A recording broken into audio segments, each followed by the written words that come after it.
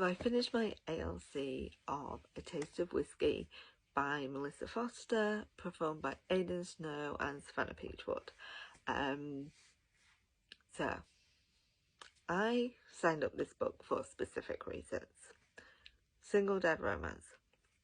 If you know me, if you've followed me for any length of time, you know single dad is like catnip to me. No third act breakup. We know I'm in my happy place right now, and I just like everybody to be happy all the time. So I definitely was like, that's my jam. Aiden Snow, Savannah Peachwood. Say less, say less. So I started listening, and I got such, I think I did do a video where I was just like, this is great. This is hearing these voices that you haven't heard for a while. And not Savannah, I've listened to Savannah, but it's been a hot 10 minutes since I've listened to Aiden Snow, and it was a big smile straight away, and that smile never really left my face. I enjoyed this book so much. I mean, I did this in like 2 days. I started it on Friday and finished it today. Like, I just was like, I want to know what's happening. I want to see where this story is going to go. So we have Ezra and Sasha. Sasha is on the family ranch. She works there with the horses. She is there with obviously all her family members. We then have Ezra, who works on the ranch as a therapist. He also lives on the grounds in a cabin with his 5-year-old son. He is also a patched member of the motorcycle club, in which the owner of the ranch, Sasha's dad, is the president. So he's very connected to the ranch. So when they meet as teenagers, they share a kiss, and it doesn't go any further than that. They go their separate ways. He ends up coming to the ranch to be rehabilitated, and they're around one another, but all, you know, all separate. Sasha has never gotten over that kiss and that experience of meeting him, and has had a crush on him for forever. She also knows that he has so much to lose if they ever got together, and the ranch has a no fraternization policy, and she is like, nobody's good enough, because she compares everybody to Ezra, and she helps him with his son all the time. The son even gives her a nickname, and you just see that bond between them. Her friends dare her, because, you know, and so she goes over, they hang out, and they basically come to the conclusion that nothing can happen because there's just so much to lose for everybody. So her friends are like, look, we need to get you over this hump. Let's go out. And Ezra was like, absolutely not. Absolutely not.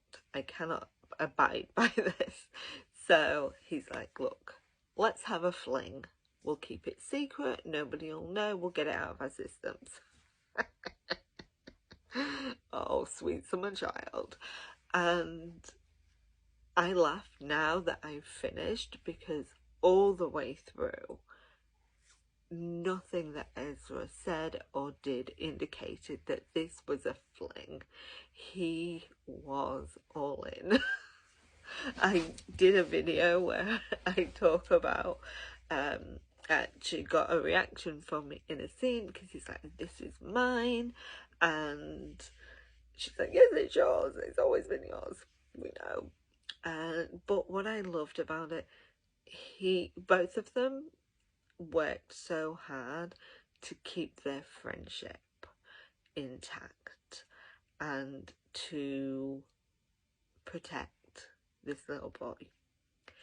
There was a scene with Gus, the 5-year-old, kind of towards the beginning, that kind of took me back, and I was like, I'm not sure how I feel about this. This might be a bit too much. He's supposed to be 5. Like, what is going on? But actually, when you see the bigger picture, you see him interacting with other people on the ranch, you can understand how he would soak that up as a sponge and do that. So I was like, the initial reaction was, but then I was like, yeah, okay, it makes sense. I loved it. I loved all the characters. There's some that I know this is like book 4, so I want to go back and at least do the other 3, because I want their stories for like the brothers and stuff. And there's just some, this book, there's also videos about this, but I cried and I laughed, and they were in spaces of like 5 minutes, walking down the street, and the laughter, people were like staring at me like, what the hell, because I laughed that loud. It wasn't like just a little type thing. And I love when a book can do that. And I don't want to spoil anything, but when the reveal happens, that is where I both laugh and cry, because it was just so perfect. It was so perfect for the story, and I just loved it. So, Aiden Snow and Savannah Peachwood perform this, and look, I'm gonna die on this hill. Like, nobody can take me off it. There is no other voice that could have delivered these lines and had them be so believable than Aiden Snow. Add in Savannah Peachwood doing those lines in her male voice.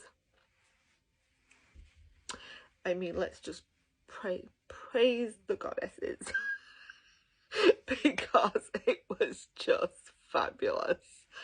I absolutely think they were the best voices for this, and they gave these characters enhanced how compassionate they were. Compassionate, the right word? Maybe understanding. The words aren't working, but the way they were to one another, like, you believed it when you were listening to it. You believed that these people had been friends for a long time and had feelings for one another, including the little boy. And there were some scenes with him that, you know, kind of hit a little bit hard, but there are some that are just magical, and this is a must listen for me. If you want to find a new series, I think this would be a great one. Definitely check it out.